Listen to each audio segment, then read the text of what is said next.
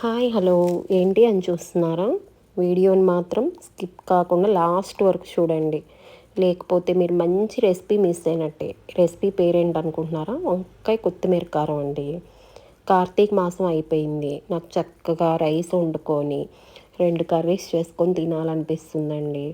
ఏంటి special rice curries అనుకుంటున్నారా? అందరూ మండేస్ ఉంటారు ఉపవాసాలు. నేను 1 మంత్ రైస్ తీసుకోలేదండి. ఎప్పుడెప్పుడు రైస్ తీసుకుందామా అనిపిస్తుంది. అందుకే కాకరకాయ కారము, ముద్దపప్పు, వంకాయ కొత్తిమీర కారం ఇందులో స్పెషల్.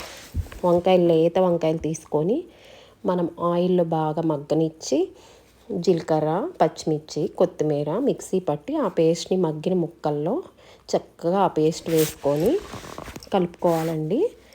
వంకాయ కొత్తిమీర కారం మీరు కూడా ట్రై చేసి చూడండి. దాని టేస్ట్ ఉంటుంది చూసారు.